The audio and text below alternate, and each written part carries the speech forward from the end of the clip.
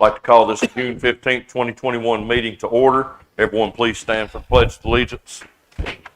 I pledge allegiance to the flag of the United States of America and to the republic for which it stands, one nation, under God, indivisible, with liberty and justice for all. Thank you to everybody that's joining us today. Does any member of council have a conflict of interest or the appearance of a conflict of interest in regards to anything on the agenda today? If so, please state at this time. Mr. Borman? No. Mr. Nern? No. Mr. Corbett? No. Mrs. Harris? No. Mr. Phillips? No. All right. Moving on. Amendment and approval of draft agenda. Does anyone have anything that needs to be amended or added? Nothing. Nothing from me. Anybody has nothing? Do I have a motion that we approve the agenda? So moved. I have a second. Second. All in favor? Aye. Council discussion. Does anyone have anything? I've got one thing. Go ahead, sir. I just want to say thank you to the fire department and the police for their excellent full force response to the fire on Sunset Beach Main Street Friday night. Damage was limited to one unit, and the fire did not spread despite the heavy winds that we had that night. There were no injuries. So well done all around. Thank you. Anyone else? Just want to remind. Go ahead, sir. Go ahead. I want to remind everybody that tomorrow night, Wednesday the 16th, the first Sunset Sound Waves concert will be between 6 and 8. And that's at the pavilion up by the, Fibber McGee's. by Fibber McGee's. That's what I can say. Anybody else? All right, moving on. Presentation. Mr. Robert Neal with the dredging update. Go ahead, sir.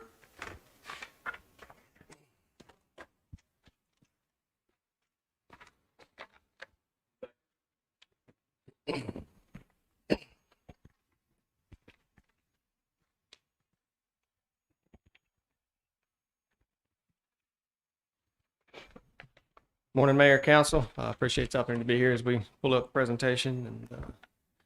Opportunity just to update a little bit on the ongoing efforts for the navigation project and answer any questions that may be at this time. There we go.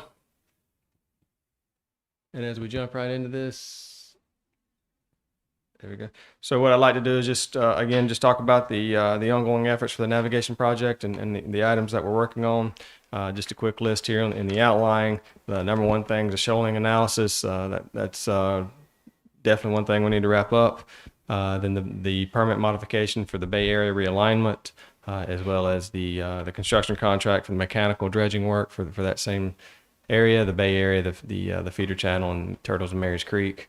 Then also the marsh grass mapping, which is a permit requirement for the federal permit. And then the shellfish relocation efforts due to the dredging, due to the shellfish in the feeder channel and the Bay Area, and then Turtles and Marys as well. We have to relocate those shellfish to avoid those impacts. And then last, just an update on the South Jinks Creek dredging, the hydraulic dredging and nearshore placement. So just cruise through, move through these issues, and then with the shoaling analysis, again, this item is something we need to wrap up.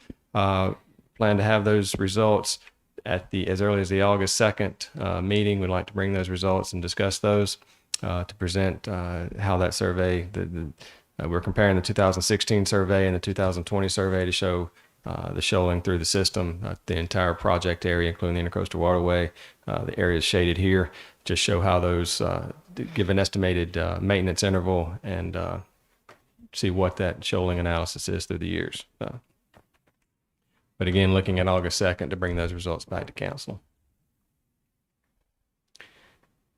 Then the Bay Area realignment. This realignment was requested by the property owners and also mentioned in the Corps as a comment from the Corps. The original alignment was we tried to follow deep water through the Bay Area, and that put us right in the middle of the bay.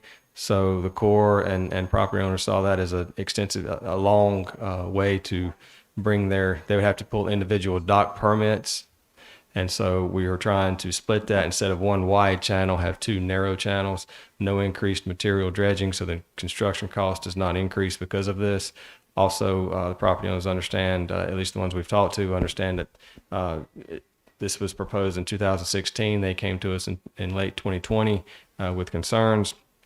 So we're doing what we can to address it. However, we can't slow down construction. We understand construction is intended for this year.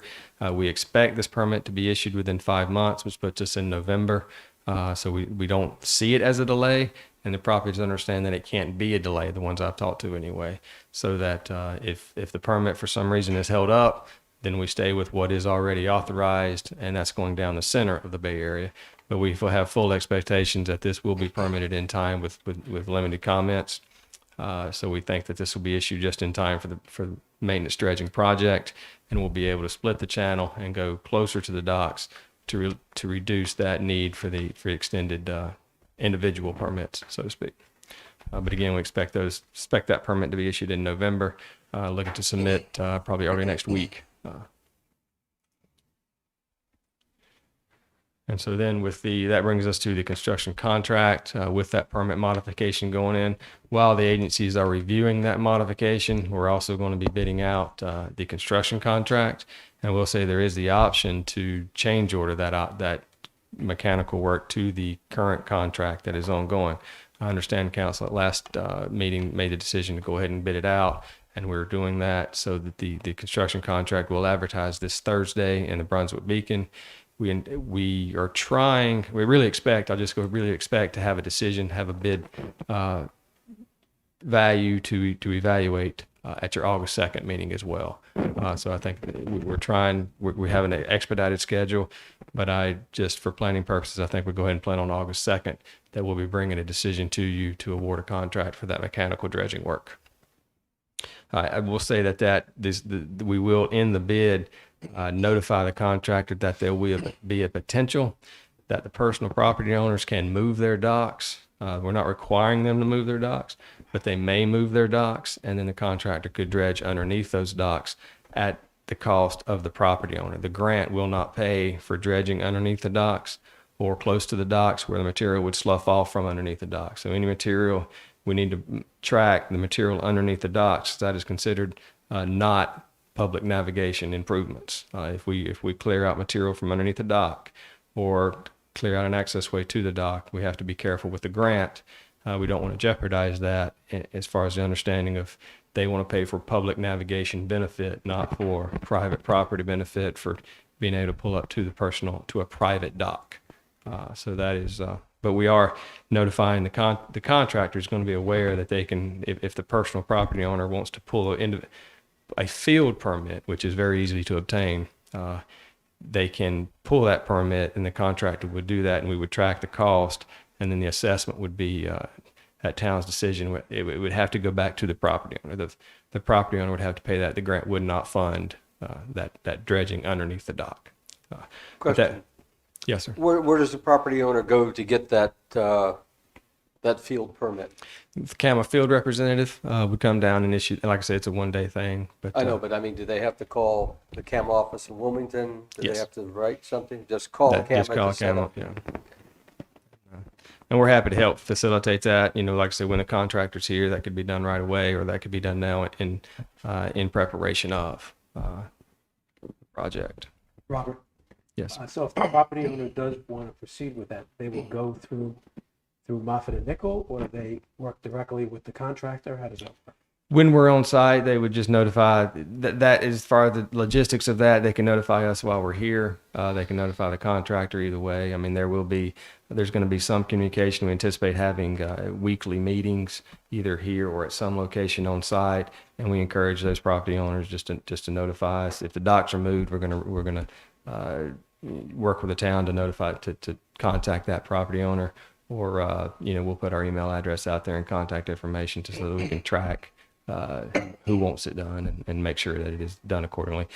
And we'll say that the field permits, one neat thing, the field permits are eligible for construction year round.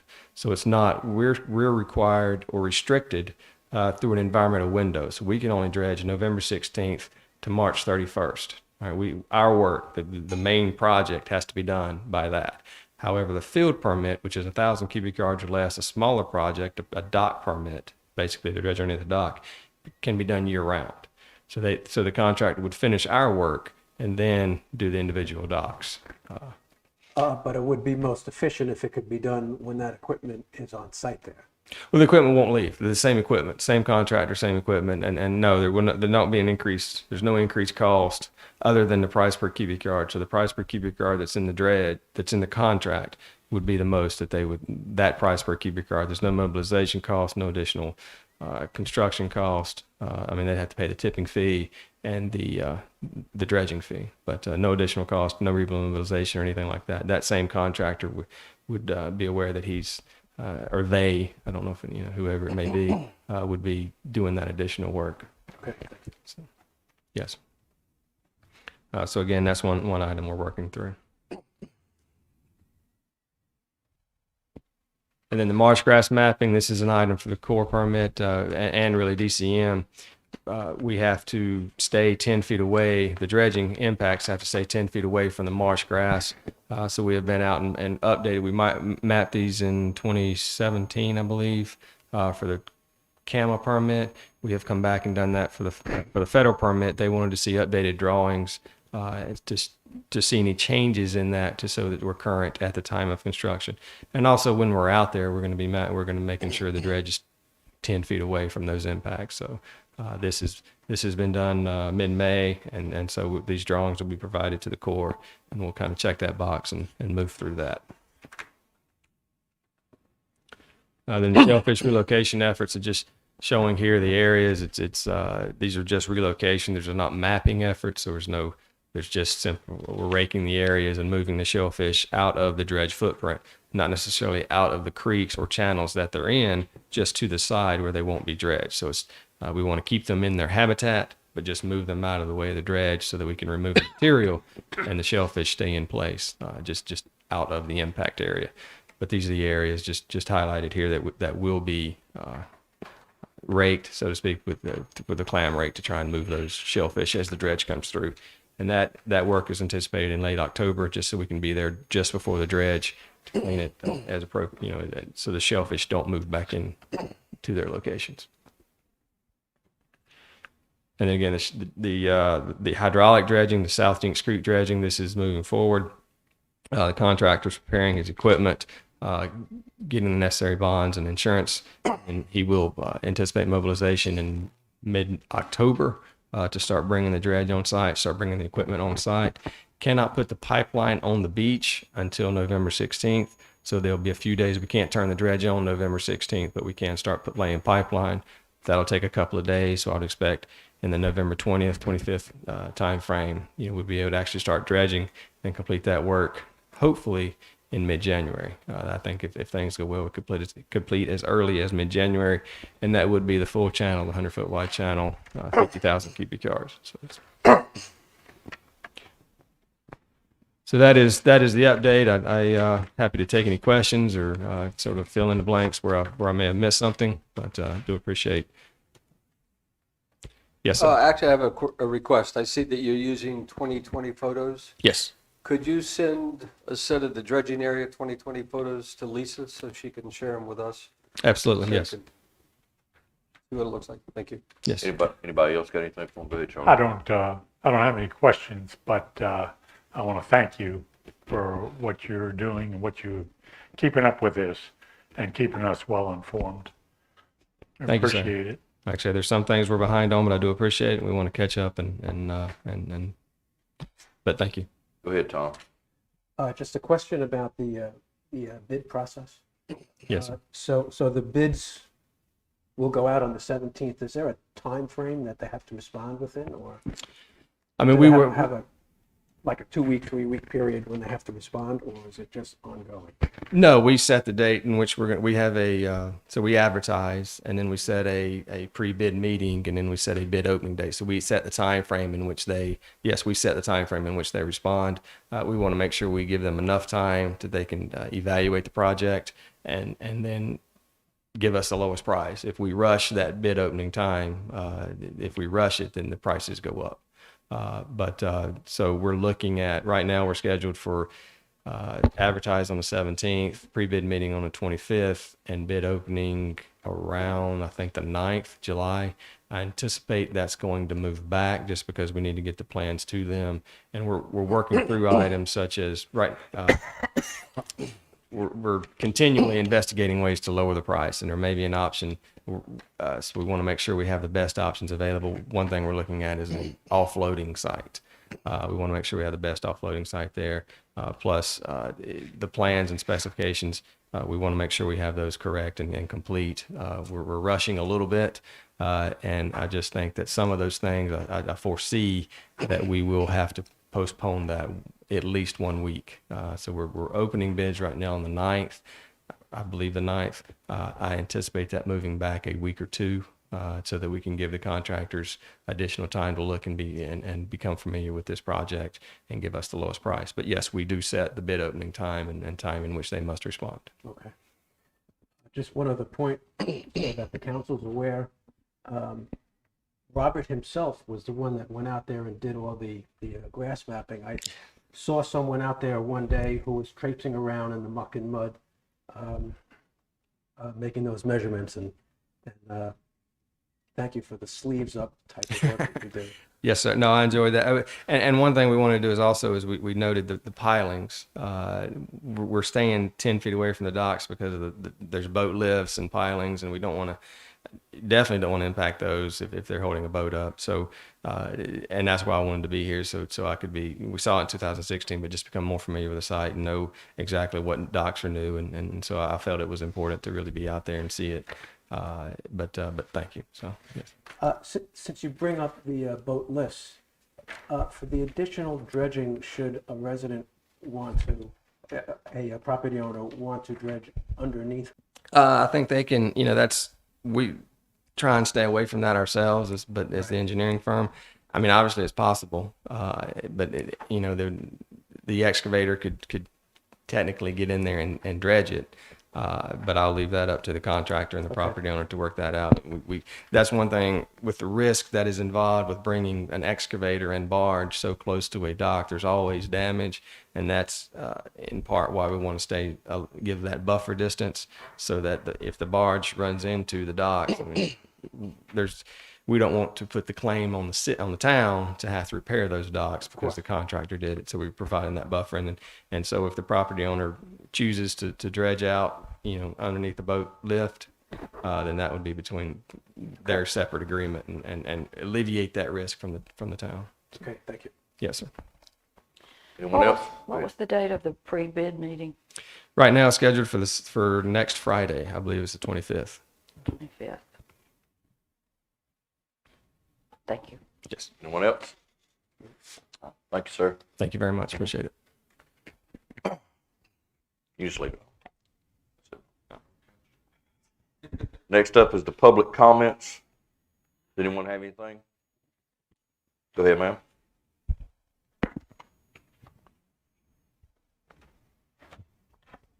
Anita August, 590 Coach Trail. I have a proposal for the council to consider today. Charlie mentioned the start of the Sunset Beach concert series tomorrow evening. And as most of you are aware, our local charities have had a tough past 18 months. My proposal is for the council to allow charities to ask for donations at these concerts. In past years, the concert series offered that opportunity to qualified local charities, and the response was very positive. I think that's an indication that the public is generous and appreciates a convenient opportunity to make donations, certainly this year of any year. Ocean Isle Beach has one of the longest standing concert series, and they have always allowed charities to be featured and to collect donations at their concerts. And every single week, the charities realize a very positive donation from that event. So I think that too indicates that the public is not tired of being asked for donations and that they are concerned about supporting local charities. And remember, we have both local citizens and visitors to our area that come to the concerts, so they would all have that opportunity to donate. I'm not talking about a 50-50 or a raffle or anything like that. Just a simple 5 minutes of time on the stage, say at the intermission, and have volunteers walk through the crowd with pails or buckets, and people can voluntarily donate if they want. It would be a tremendous help to the charities. I'm the president of Possibility, and I can tell you that as a result of missing out on about a year and a half's worth of events due to COVID and the subsequent shutdowns, we saw a 60% decrease in our operating budget and the amount of money that we collected. We have half a year now to make that up, if you want to think in terms of fiscal years, and the other charities are in a similar situation. So I ask you to consider the proposal and to take this as an opportunity to help nonprofits. Thank you. Anybody else?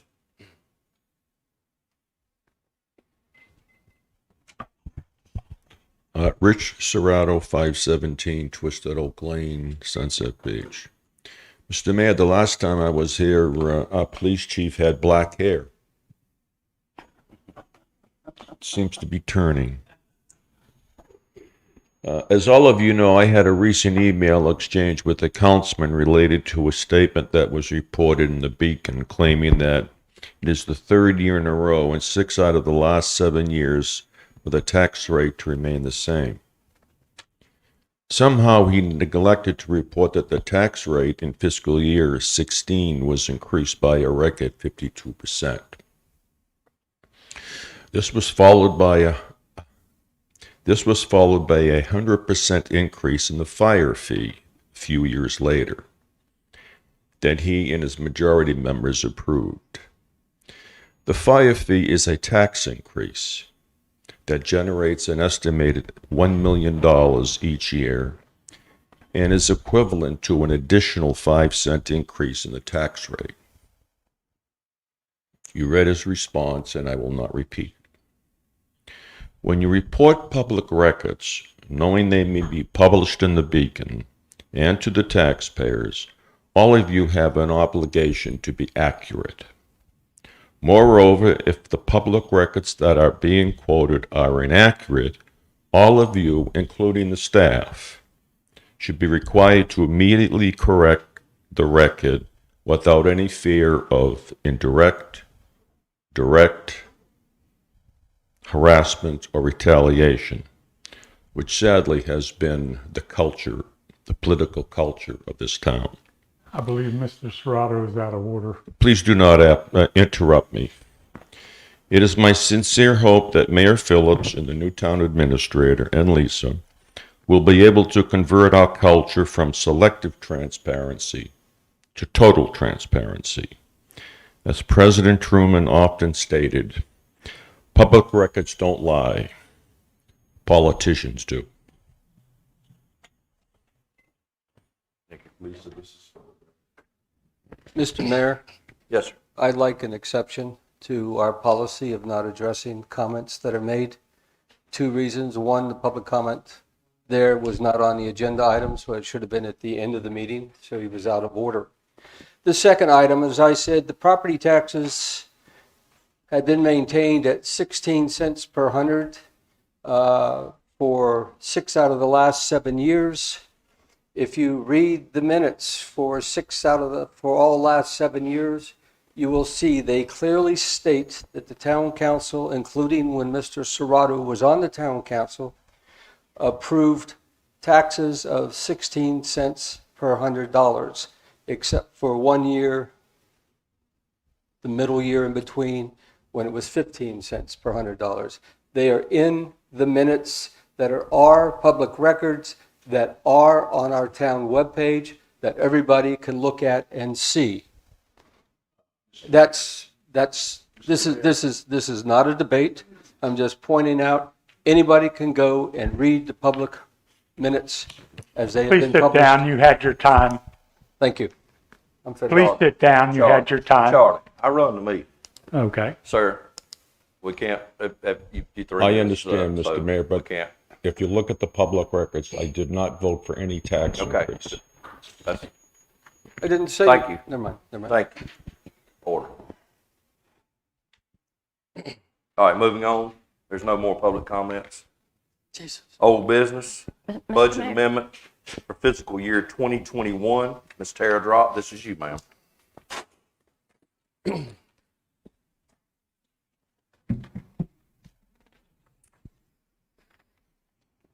So we have this budget amendment is recognizing additional fire fees that we received. The additional fire fees we received are due to receiving amounts over the percentage that was projected, and also due to new construction.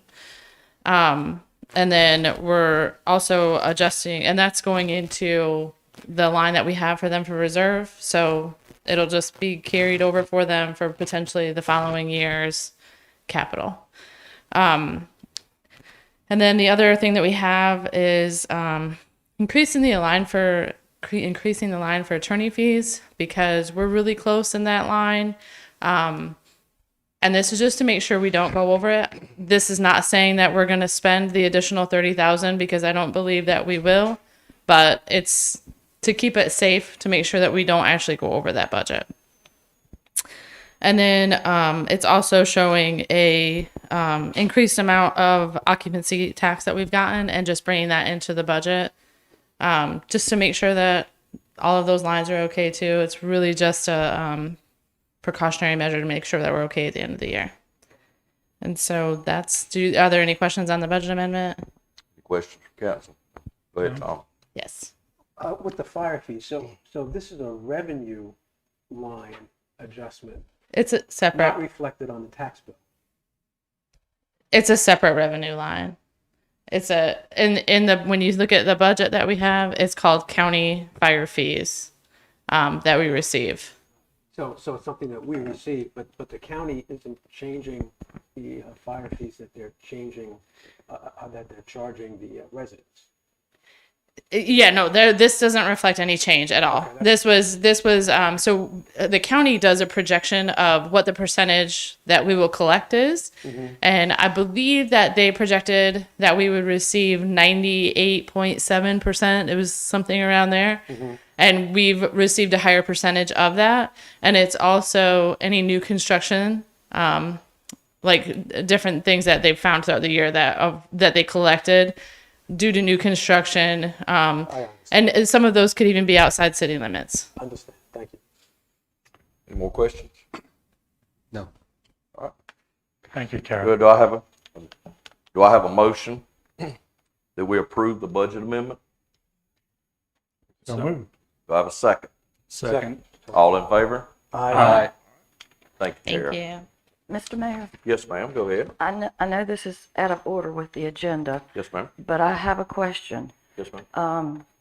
I really like the idea that Mrs. August presented to us, and we have a concert tomorrow. Is there any way we can take action on that today? What do you think, Lisa? Administrator, what do you think we need to? Does any of the council have any discussion about that? What is y'all's ideas on that? Well, yeah, We just need to add it I move we add that into the new business, concert. into new business. Charities, Into new business. right, We'll put that as C and move disposition of directives to okay. D. Do I have a motion? She made a motion. Do I have a second? second. All in favor? Aye. Okay, thank you. Thank you, Ms. Harris. Moving on to new business, various board and committee member terms expressions approaching. This is Ms. Anglin.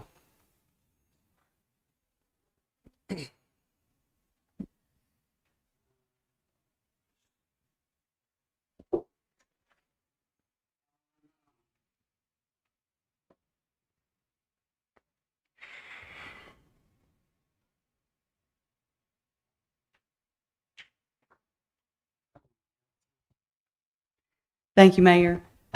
This is just, we've got a planning board member, an ERC member, and an ABC board member that will have terms expiring in August, September, and October, one each month. And I'm just asking for the authorization, like I always do, to advertise, contact the the person for reappointment, and then to schedule council interviews. So I just need a motion to approve that Does any member of authorization. council got any questions, Ms. England, on this? Nope. If not, do I have a motion to advise her to go ahead and do the advertisement? So moved. Do I have a second? Second. All in favor? Aye. Thank you, Ms. England. Next up is our golf cart permitting and parking discussion. Mr. Chief Claimer, this is you. Good morning. Morning. Wanted to take a minute and address some things that the town is permitted to do by general statute, and just kind of address what we currently do, and I guess an idea that I had that may alleviate some of the parking concerns on our island. Contained in the packet shows that just want to lay out some options and just, I guess, provoke some thought, maybe some discussion regarding these topics. So what we do now, we follow what is outlined in the North Carolina General Statute for low-speed vehicles. So as you know, a golf cart has to be licensed. It has to have a plate, has to have certain equipment on it in order for it to operate on roadways within the town that are 35 miles an hour or less. The North Carolina General Statute does give towns the authority to enact an ordinance to allow the operation of golf carts within the city limits. So this is different from the low-speed vehicle in that they won't require a license plate, and they won't require quite as many safety features or equipment that the low-speed vehicle does. Golf carts that are registered as low-speed vehicles, the way we do things today, follow the same parking requirements as an automobile. As you know, often less than half the size of a motor vehicle, but they still have to park in the same manner that a motor vehicle does, often taking up a parallel spot on the side of Main Street, or taking up an entire parking space at our gazebo or any of our parking spaces down Sunset Boulevard. We have no variance in our parking ordinance for low-speed vehicles, and no designated parking for carts of any kind. The North Carolina General Statute is spelled out there in the packet for you, and it shows in Section B that by ordinance a city may require the registration of golf carts, can charge a fee, specified who is allowed to operate the carts, specify the required equipment, load limits, hours, methods of operations, and so on. It does require that no persons less than 16 years of age may operate a golf cart on any public street, road, or highway. So if this is something council were to consider, there's a lot of options for council to decide what this is going to look like. Next is our town ordinance under 9901 in definitions. What we currently have, the North Carolina General Statute defines the following terms, which kind of mirror what we have for a low-speed vehicle. And then it also defines a golf cart, which is a vehicle designed and manufactured for the operation on a golf course for sporting or recreational purposes, and that is not capable of exceeding 20 miles per hour. Difference from a low-speed vehicle is that a low-speed vehicle can obtain speeds greater than 20 miles per hour. So up for discussion are several points here that I have on the second page. To perhaps enact an ordinance to allow for the permitting of golf carts to be driven on roadways in Sunset Beach that are 35 miles per hour or less. Now, please keep in mind again to designate the difference between a golf cart and a low-speed vehicle. Although they may look the same, they are inherently different under the general statute. Second point is to establish a registration process for golf cart permitting, including permit application, inspection, and registration to be handled by the police department. Next would be to determine a permitting fee, whether it would be annual for golf carts registered for operation in Sunset Beach. And then the council could discuss options for resident or non-resident. An example that I give here is what Carolina Beach does. A resident or property owner, their golf cart annual fee is $40. A resident or property owner that registers a low-speed vehicle is $40. A non-resident golf cart or low-speed vehicle is $100. Determine the period of time for permit, whether it's annual, multi-year, or permanent. Determine the fine for violation of section. And add language to town ordinance to include the definition of low-speed vehicle and golf cart to existing definitions. And modify our parking ordinance to allow parking of low-speed vehicles and golf carts to allow the following. Low-speed vehicles and golf carts can park perpendicular to the roadway. Low-speed vehicles and golf carts can double parallel park. Those are things that are currently prohibited by our ordinance. My thoughts in making this suggestion are, not everybody in Sunset Beach owns a golf cart or a low-speed vehicle. I understand that. But the footprint for a low-speed vehicle or a golf cart takes up significantly less than a motor vehicle does. If you picture a Ford F-150, a dually, a larger vehicle versus a cart or a low-speed vehicle, they take up half the space. If the town were ever to pursue property for parking, the amount of golf carts or low-speed vehicles that we could get in a designated area for parking versus a motor vehicle, we'd be able to almost double the amount of carts that we'd be able to park in a particular area. So again, this is just for conversation, to provoke some thought, something that I've been thinking about, and I thought it was worthy to present to council my ideas on it. I'm sure there's going to be a ton of questions. How do we enforce it? How do we, if somebody sees, there's a lot of, so to speak, monkey see, monkey do. So if I see two carts that are double parallel parked and that's legal, what's to stop two motor vehicles from doing the same? Similar to what we're doing now is trying to educate the public, taking enforcement action when appropriate. So using the media, using social media, educating our residents to let them know that this option is now available. If somebody has a cart currently, if they purchase a cart because there are designated parking spaces, electric carts are more environmentally friendly. There's a lot of pros, in my opinion, to this option.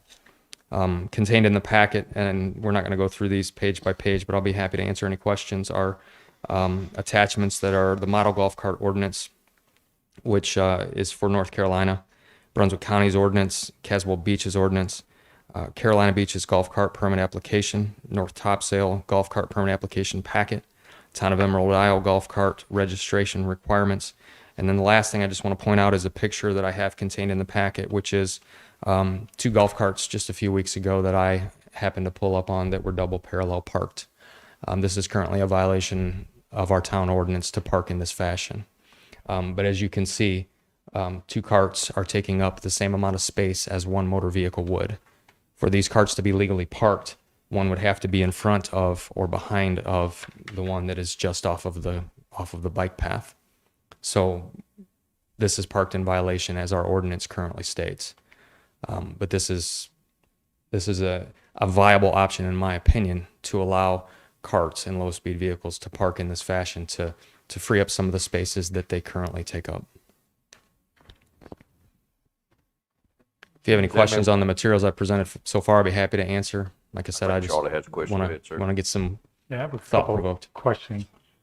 I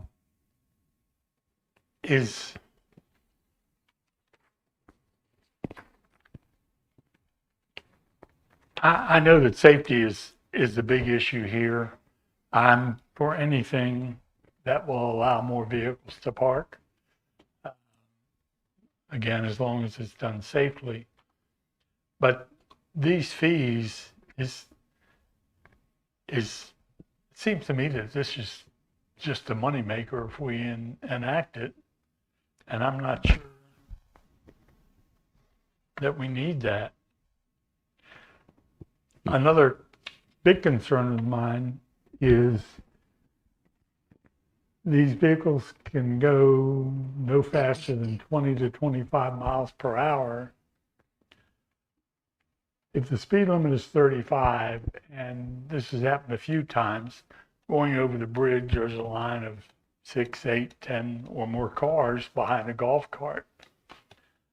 And correct me if I'm wrong, the golf carts can't drive in the bike lane. So you can't pass on a solid double line. If the speed limit's 35, aren't those golf carts obstructing traffic? And I really am never in a hurry, but I've seen people pass golf carts and a couple times cut back in so quickly that the golf cart has to slam on the brakes.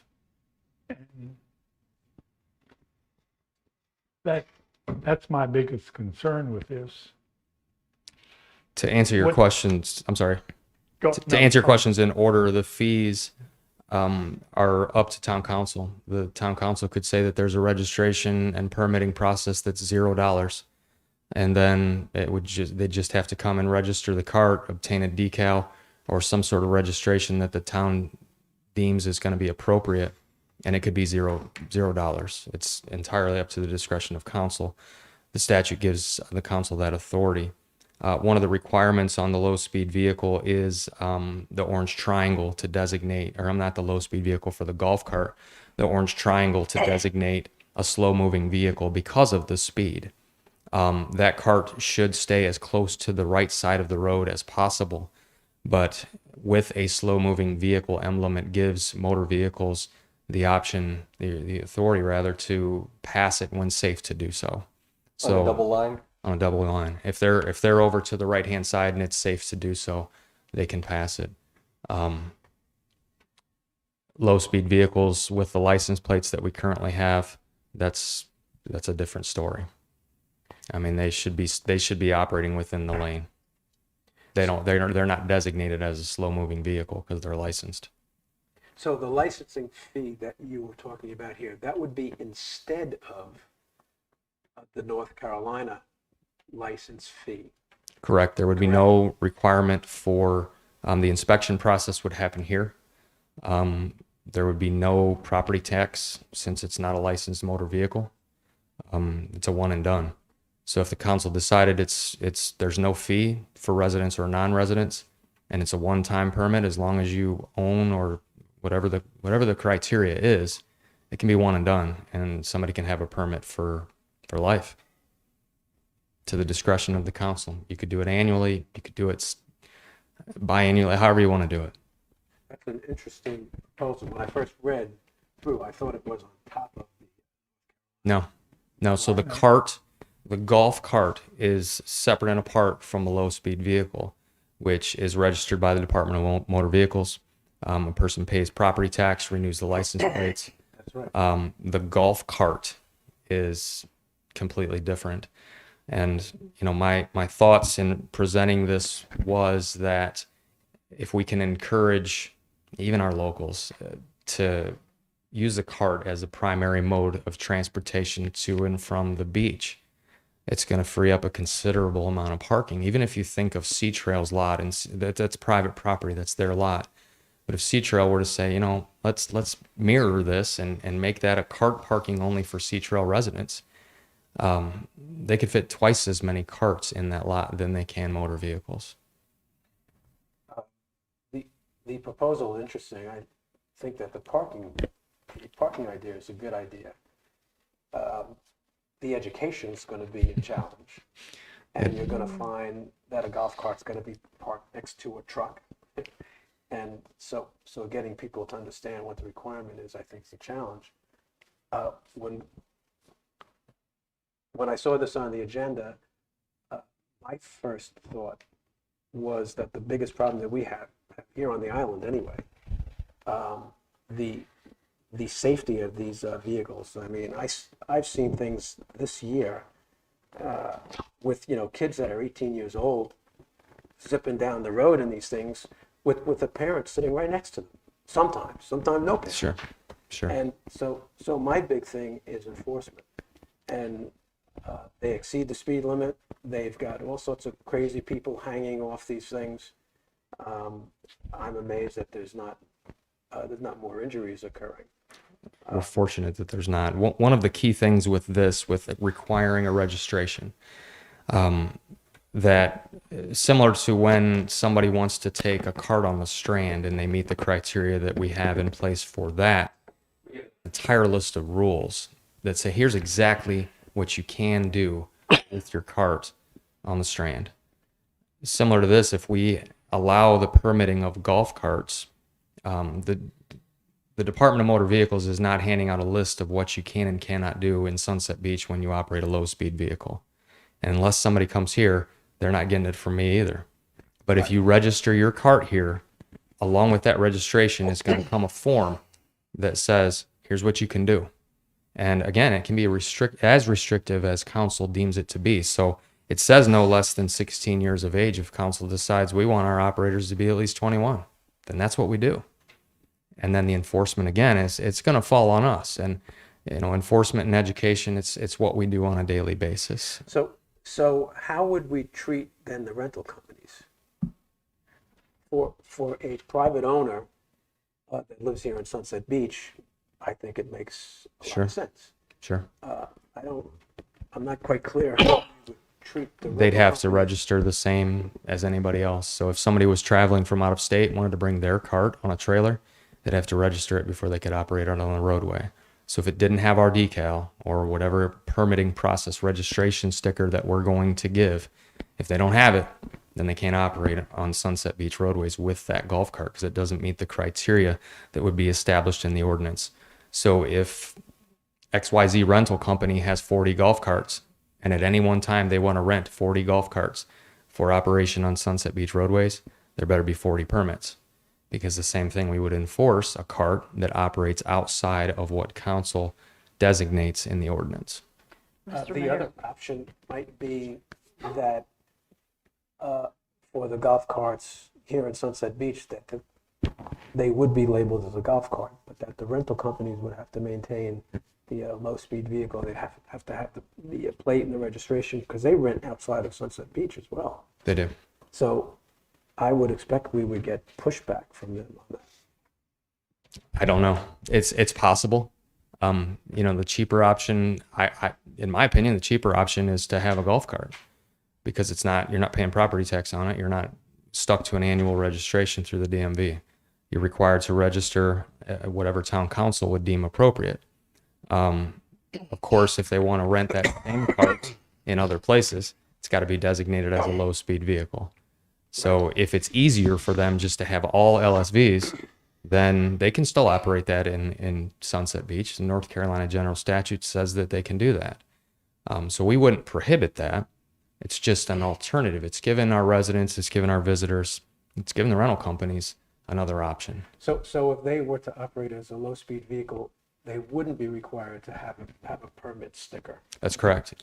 They would continue to operate as they do today. Okay. Nothing would change as far as low-speed vehicles would be concerned. This discussion is primarily for the golf cart. So picture it coming straight off the Links Sea Trail onto the roadway. If it's got a permit, it can ride on streets 35 miles an hour or less. Councilwoman Harris, I think she is. Yes, ma'am. Yes. Go ahead. I disagree with Councilman Nern. I would really like to see a fee. And the reason I say that is because in the summertime, on especially North Shore Drive West, we are inundated with golf carts flying down the street. It's like a parade, only it's going faster than a parade. And we have kids on skateboards hanging on to those golf carts.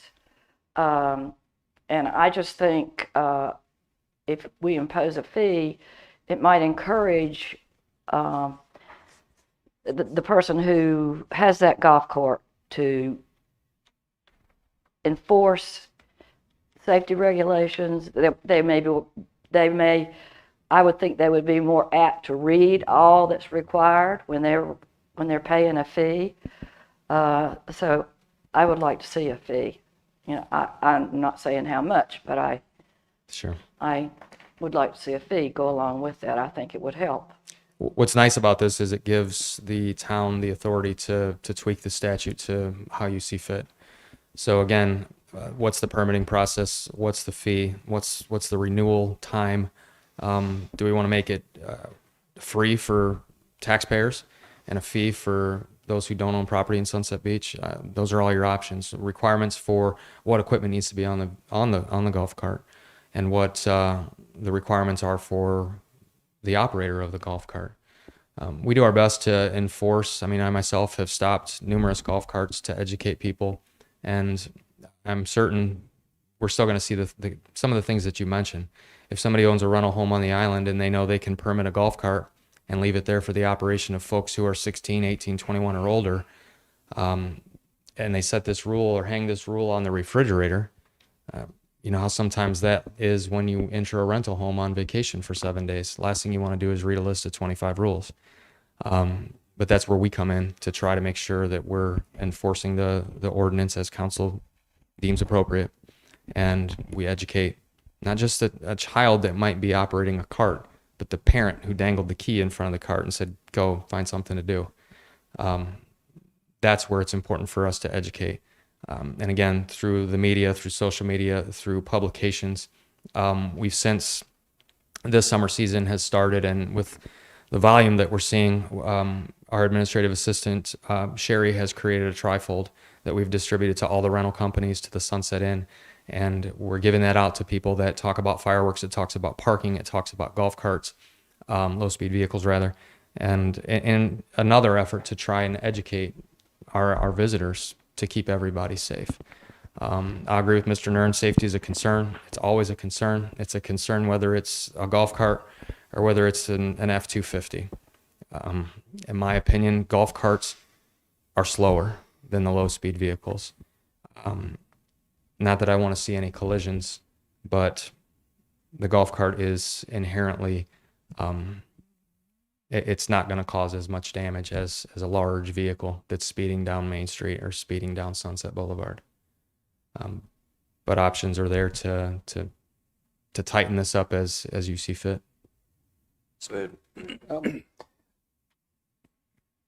The sort of the starting point of my concerns comes in, we've got a North Carolina DMV law that defines what our low-speed vehicles are. And when we lowered the speed, when the council, before any of us were on it, I think, lowered the speed limit on the causeway down to 35, the discussion was to get low-speed vehicles to be able to come in from off the island, not golf carts per se. Low-speed vehicles. Yes. The low-speed vehicles give us state DMV licensing. They give us requirements for headlights, for turn signals, for seat belts, for driver's license to operate those. And what your suggestion is, and we can tell anything that's out there from the causeway onto the island is a licensed low-speed vehicle. And if it doesn't have a license plate, it's probably from South Carolina, and it's not allowed, and it should be removed from the island. But you've got a set of standards that there. If we take and put on top of that, okay, we're going to have a second class of vehicle that maybe just has a triangle on the back of it, in which case they don't have to necessarily have to have seat belts, they don't have to have the licensed driver, they don't have to have the lights and the turn signals and stuff like that. I think one issue to address is it doubles the level of complication in terms of enforcement. My concern, among other, if I sit out in front of my house on an evening between 5 and 8 o'clock at night, the majority, I'd like to say bigger than that, but I'd say more than half of them, have some violation. It's either not the seat belts, it's speeding, it's open alcohol containers, it's a kid driving, whether or not the adult is on there. It's overloaded. It's got people standing on the back golf rack and that type of thing. We are seriously challenged in terms of trying to enforce, and much less on a week-by-week basis when the audience changes, to educate. So I'm kind of concerned with why it behooves us to make that change. I'd like sort of a rationalization of that. I really don't think we need registration fees. This would not be, in my mind, a money-making operation. But I do think it would definitely add administrative costs, and I'd be concerned about administrative time, put it that way. Who actually does that and how it gets done and what the impact is. And then, again, the ability to go out and take a cart and say, okay, you're not registered. And I can tell that, however I can tell that, the enforcement, and tell them to drive back over to the town hall. But they can't drive all the way to the town hall because they can't ride down Sunset Boulevard here, to get a registration. The question of visitors and renters, is if we're adding a whole bunch of golf carts that are from people outside the area, then the process of educating becomes even more challenging. I mean, I guess the big point there is we got a good set of DMV rules. Let's work on enforcing them better for the safety and the operation that takes place rather than complicating them. That's a concern that need to overcome now. Could I before you go any further, can I respond to Sure. what you've said so Yeah. far? I agree with you 100%, and enforcement is problematic. One of the things that we see now, even with an officer designated to the island during certain periods, is if we're on the West End and you're seeing the violations that you're seeing on your street, by the time we get to your street, that violation is long gone. So similarly, if we're on your street and a violation happens in front of Mrs. Harris's home, we're not there to see it just with the one person. Even if we put 3 people on the island, violations are still going to occur that we may not see. Changes are happening constantly that we're having to adapt to, and I'll give you a perfect example that I've seen recently. E-bikes, electric bicycles that are able to be pedaled, but they're also electronically assisted. They can do upwards of 20 miles an hour. We've had complaints about them being on the Strand. I've seen them in the bike lane, just zooming down the street. Nothing in our ordinance talks about an e-bike. It does regulate it on the Strand. We can regulate it on the Strand, but on the street we can't.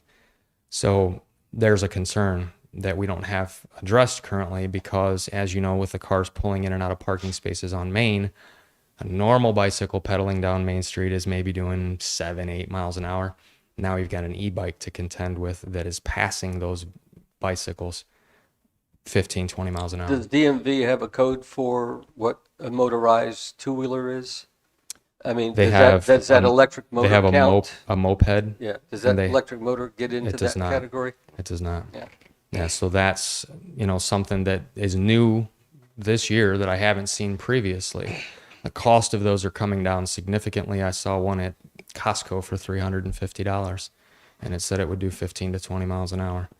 So that's, that's something that we're contending with, and we have to adapt as times change. So I have another continue. concern on the parking rules.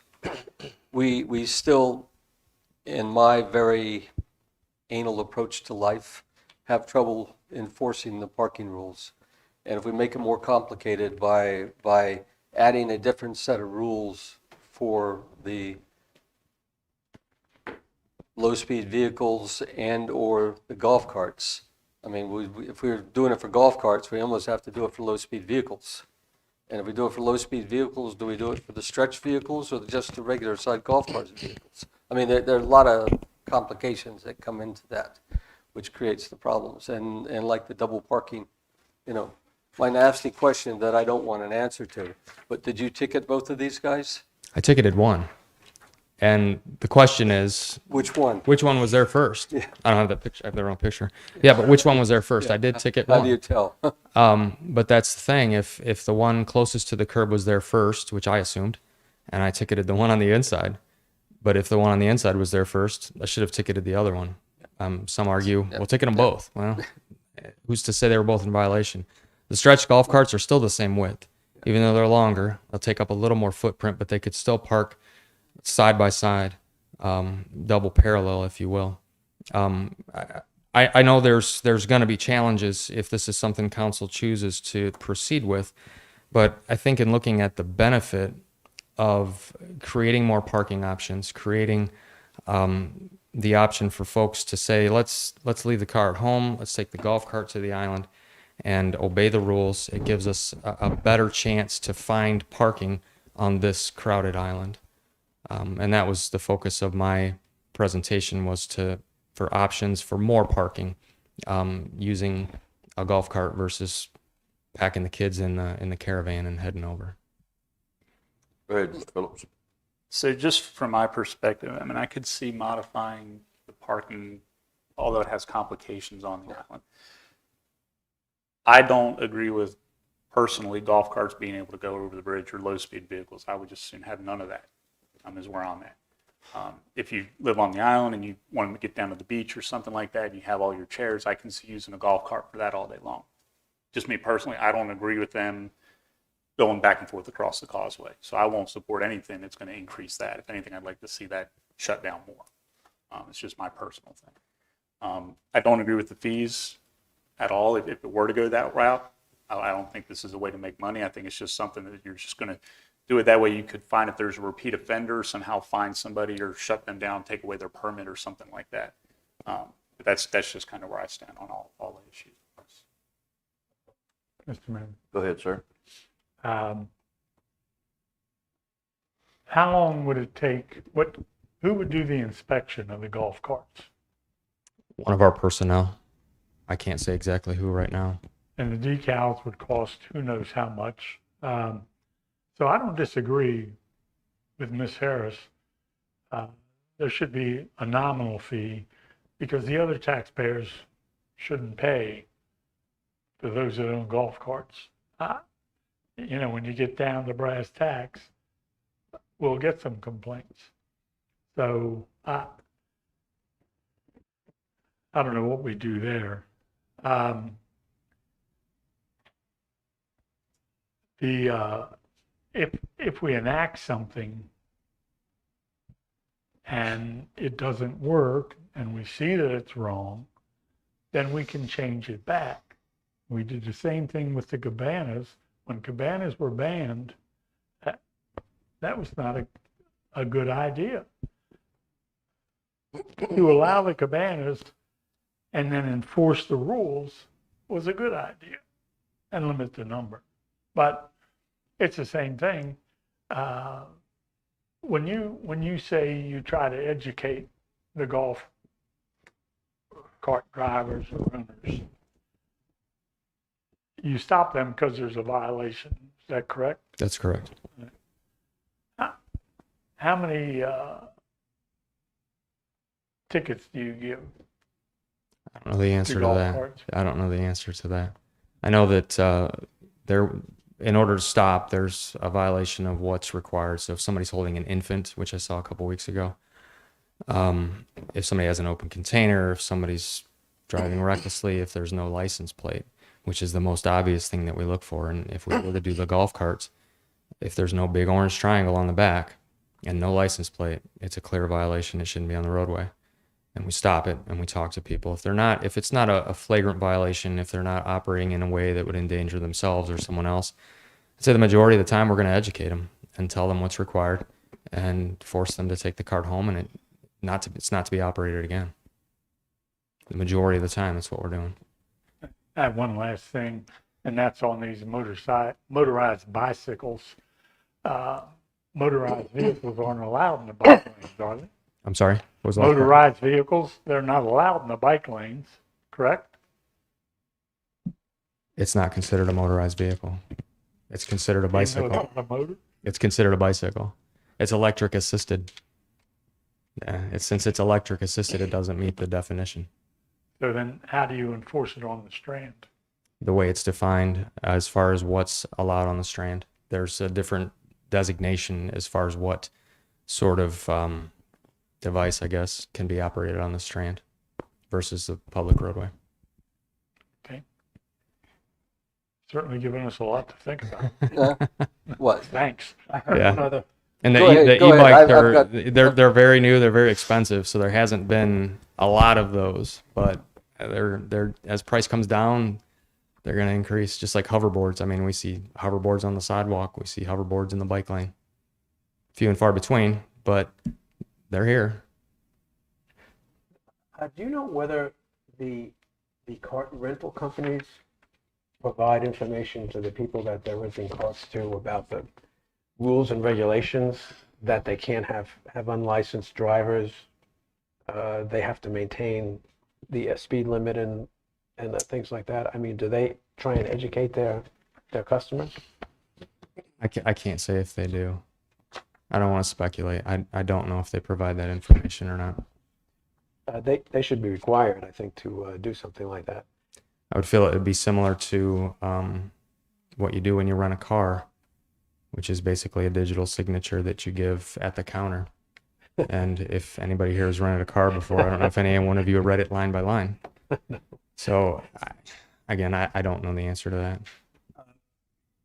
One other question about the permit side, so the Yes, golf sir. cart side of things. What about liability insurance? So the low-speed vehicles, they've got to have an insurance policy attached to it. Correct. When you rent from a rental company, you sign a waiver that it's your insurance that is covering your use of the vehicle. How would that work with our? I believe it's in the ordinance, that the model ordinance that's included in the packet, that the cart has to be insured. And again, there's so much flexibility in what the town can do that can be a requirement that the town has if it chooses to go this route. The ordinance gives you the options to, like I said, to manage this however you see fit. And this is not a 2021 project at all. But this is something that, Right. you know, just for discussion, and if it's something that you'd like me to pursue further, give me the direction. It doesn't have to be right now. And I'll do it Okay, thanks. for sure. I've got sort of one more consideration in there. One of the big arguing points here is being able to address limited parking that we have and how to use it better. Yes, sir. So,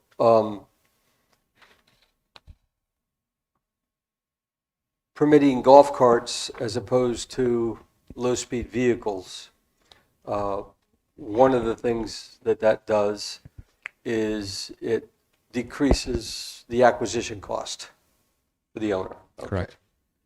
And so that might encourage more people.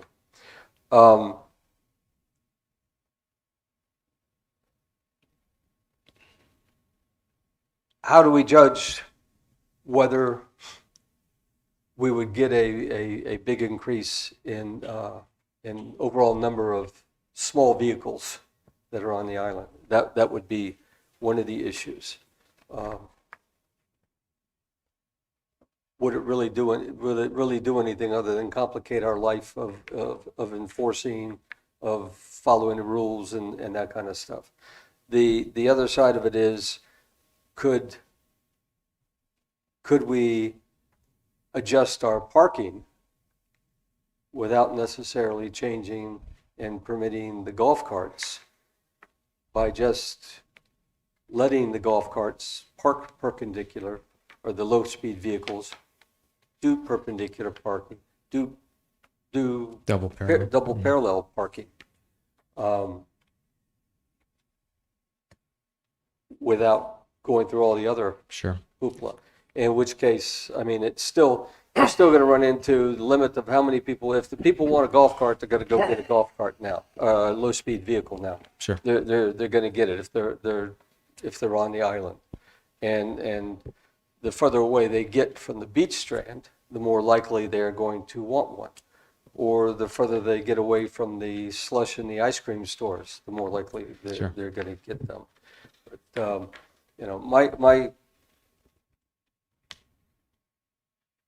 my big concern is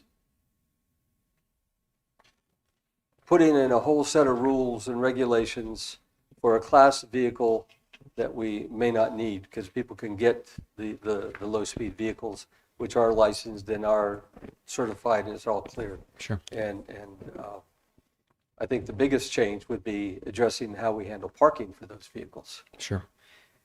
You asked about how do we judge the increase, and with golf cart registration process, whether there's a fee is irrelevant, but if they have to come here and obtain some sort of registration, decal, a mirror hanger, whatever it's going to be, that's easy to track. We can count the number of registrations that we issue. There's no way for us to know how many registered low-speed vehicles are in or around Sunset Beach that could potentially come to the island at any one time. So we'd be able to gauge, is this doing what we're expecting it to do in lowering the amount of automobiles that make their way to the island and increasing the number of smaller vehicles that make their way to the island. Your second point of adjusting parking as it is currently for low-speed vehicles and just leaving the golf cart issue alone, absolutely. And that's something that was mentioned, that this would be, the parking adjustments would be for both low-speed vehicles and for golf carts. So if the golf cart component is off the table, a conversation could still be had about making some adjustments for low-speed vehicles.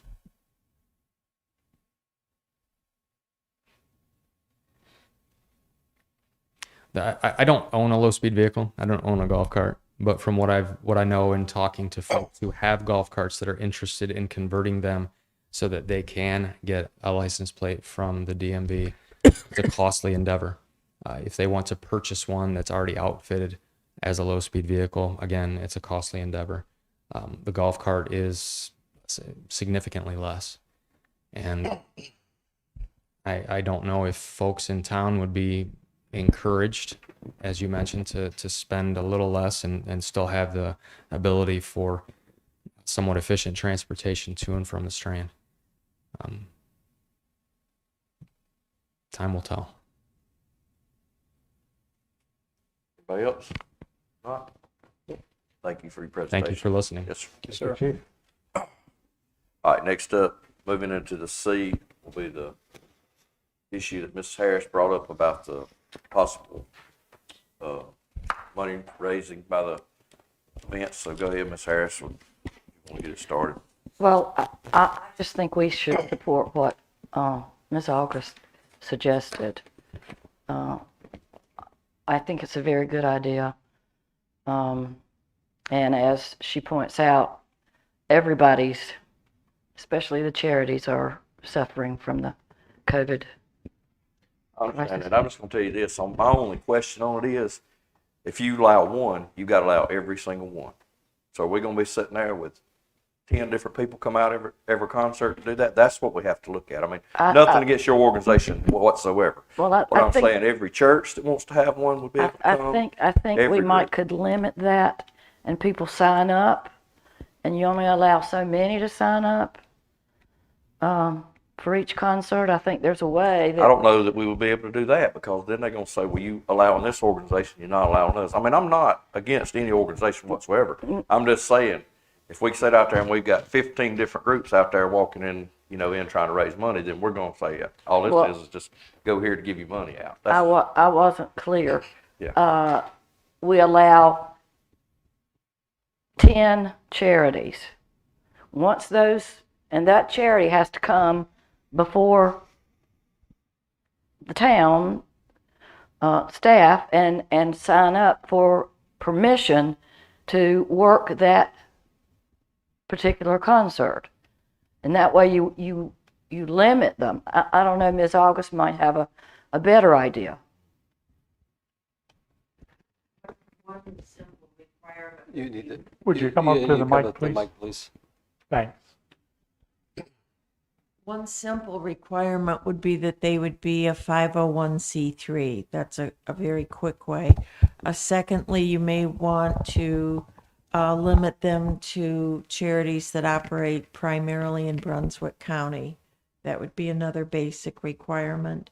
Certainly a simple application process and a copy of their 501c3 designation. And certainly you would only have one charity featured at one concert. So when the slots are filled, then that's all there is. I served on the concert committee myself for 5 years, and I can probably find on my hard drive the list of things that we use to manage the charity process. Yes, this is kind of last minute, but we could probably get the word out pretty quickly if you decided to proceed with this and invite people to apply. Mr. Mayor, if I may. Yes,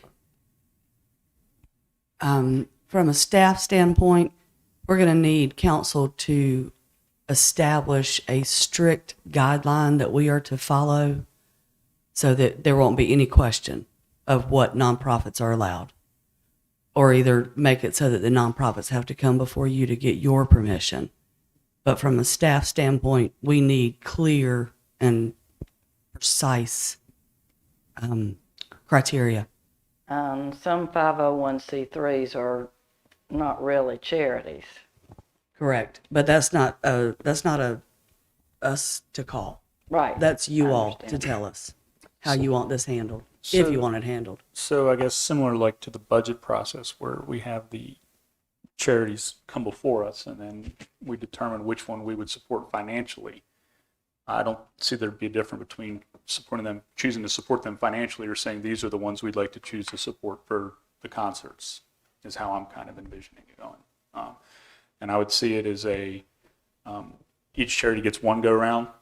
They're handling everything on their end. The town doesn't have to do anything. Staff doesn't have to do anything like that. If we get to a point at the end of the concert series where there are no more charities to fill a spot or a vacancy at a concert, then we could start the cycle again, and then potentially give somebody a second shot at doing it. I think supporting this and supporting our charities, we have a lot of people in our community who like to support charities and understand there may be some kinks to work out on how to do it with each individual thing, so it may not happen immediately, but I think it's something we should pursue for sure. I don't mind pursuing it. I have to agree with the mayor to some extent that when, as soon as you exclude somebody, what happens when they sue the town? And that's who they'll sue. It's not our concerts are put on by the town, paid for by, the most part, by occupancy taxes.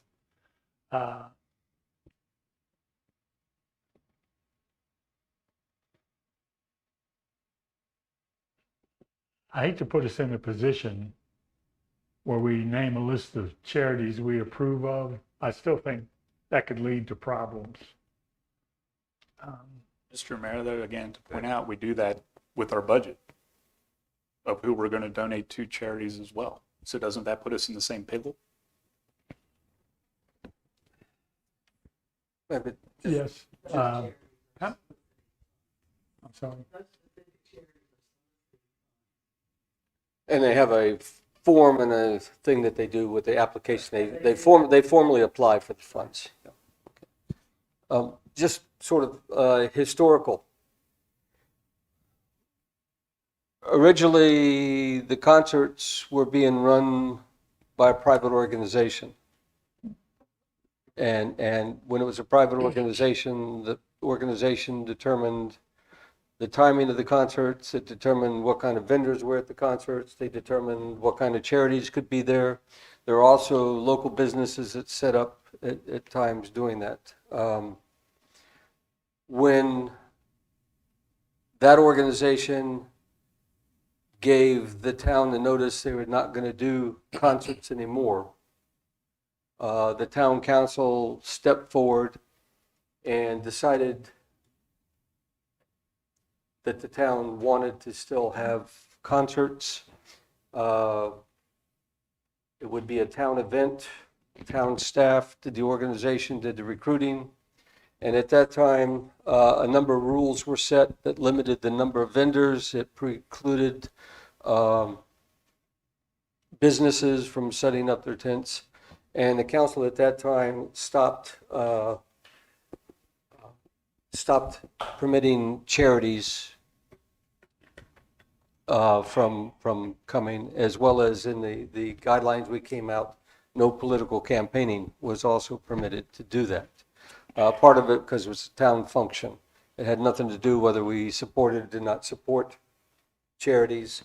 It was just to keep us out of any situations that we couldn't anticipate that could have negative consequences.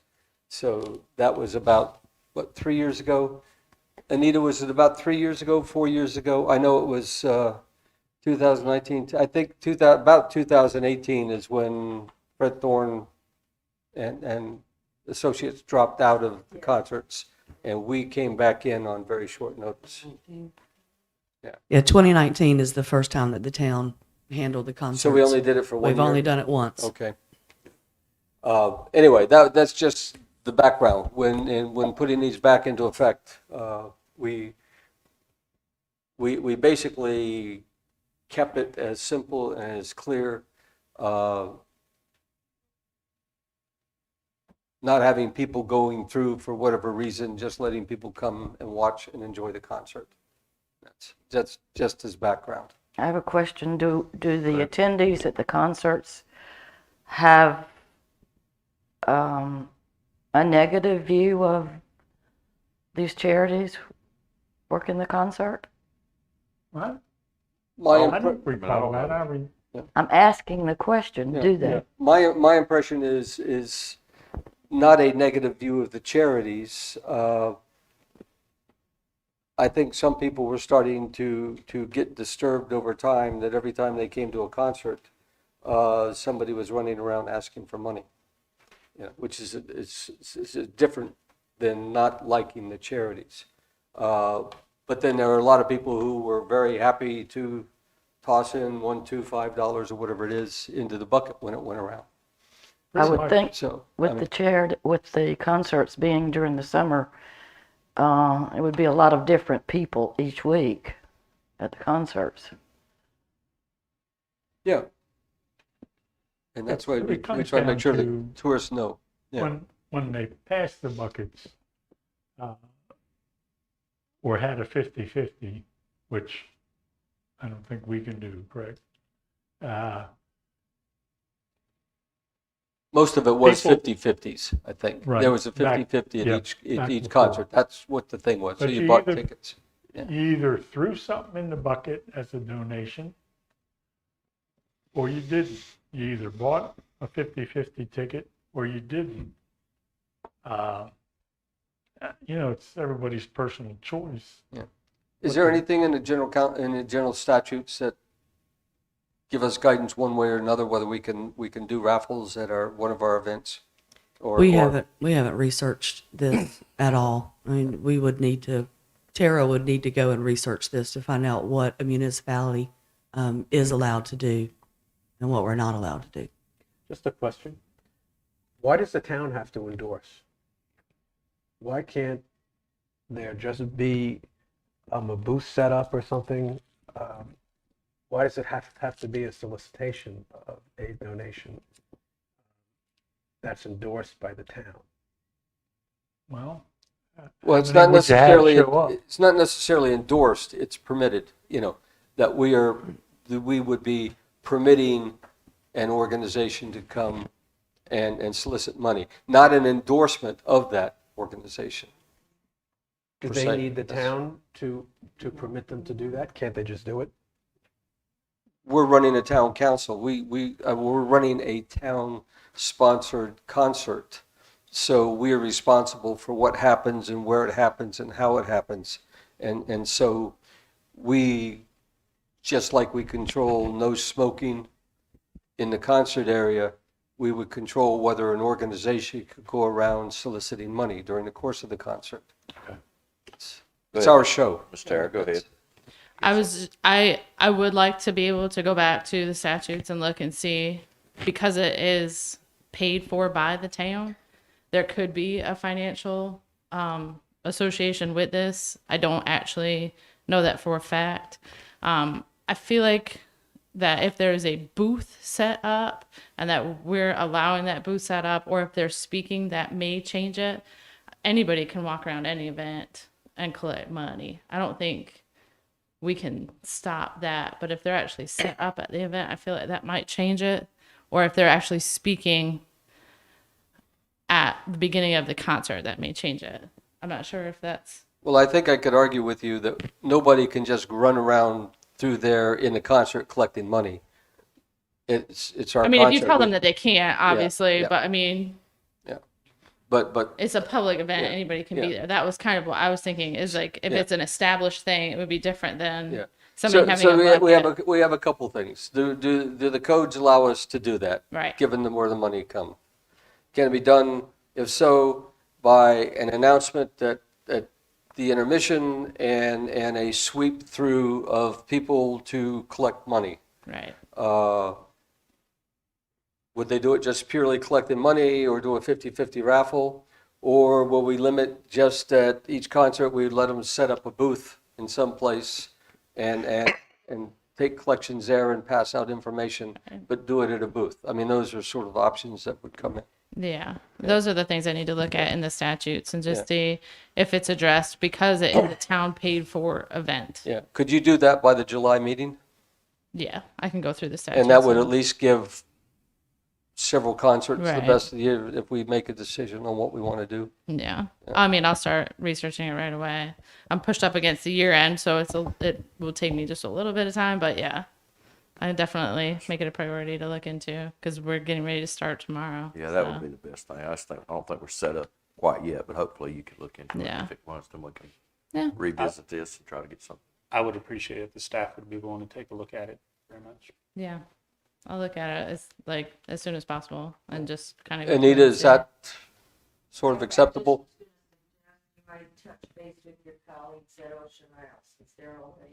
Is it town paid for event or is it a sponsored event by somebody in the town? Do you know? So, So it's solely paid for by the town? Ms. Tara, yeah, I spoke with someone and I didn't catch the name over there yesterday, that it is supported by the town. They book the bands, that's the word I got from them. I didn't catch the person's name. I didn't ask for somebody who was in charge of it or Right. anything like that. Yeah, some of them have sponsors. That's why I wasn't sure. Right, But so- I'll absolutely reach out to other towns too. And I can call Ocean Isle and talk to the town administrator and find out how they do theirs. Yeah. Calabash and Shalot also do concerts. I think Calabash They do. is They're not the starting in town. Yeah, July. they're- Starting in July. Calabash is the town as well? Okay. No, we call no, I both. don't know if it's Calabash or, I think I don't, it I is. don't, they I think it have is. them at the It's very- Calabash Park. right. Yeah, we Yeah, they can, may even have a form they use or anything, so we can absolutely contact the other yeah, we towns can in the contact. area. We can contact all the towns Yeah. that do concerts in the county and find out what they do and do not do, and bring it back to you. Sounds good. Good, everybody. With, Sounds good. Okay. Good idea. perhaps with sort of a recommendation.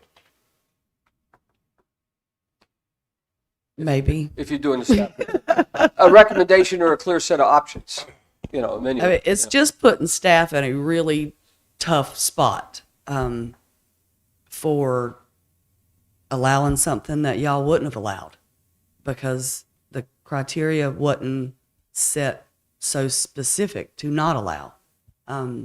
So I can see that it would be problematic for the staff to make that decision of who's here and who's not. So that's why we're going to need the council to give us the parameters of how we will pick and choose of what organizations are allowed and what ones aren't, if we're even able to do that. So those are things that we have to research, and we will bring all the research back to you. Would it be possible enough. if we find that this is a possibility to, because we're running up against the clock, to have the nonprofits also reach out to nonprofits if we find it's possible and then bring all of it back at the same time? We could, absolutely. I mean, that would be the only other thing that I could think of that could speed it up. Because, I mean, we have a list of people and we could try to have each of them reach each other too. We could, in the course of doing this, we could ask, without the word, are there nonprofits that would be interested in Right. in participating in one of these, so that we have an idea. We know Plausibility would do it. We can reach out. just to see what the interest is, because I mean, we're gonna have to develop a whole process Yeah. of how many we have, and so we could try to do that all at the same time, because that'll be the 4th concert in, right? Because we've got Yeah. 3 this month, and our meeting's delayed in July, so that's The 12th, 5 yeah. concerts.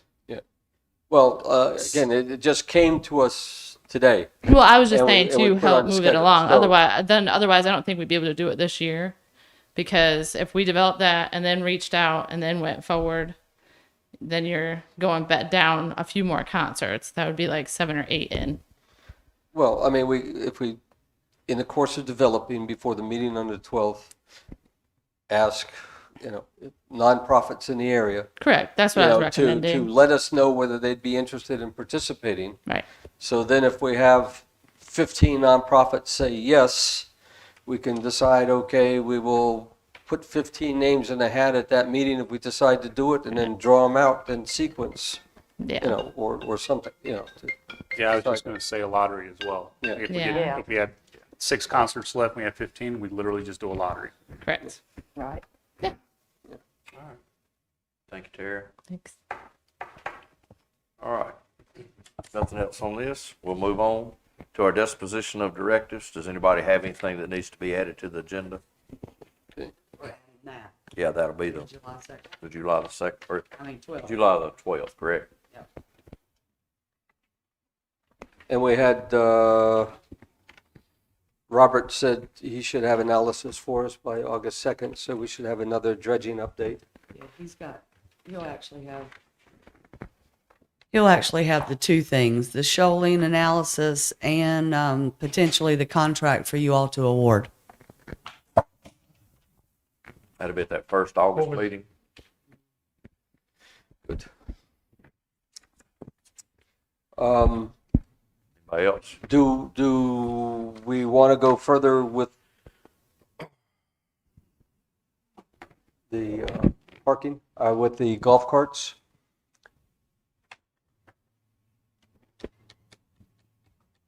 Not from my end. Or tell the chief just stand down?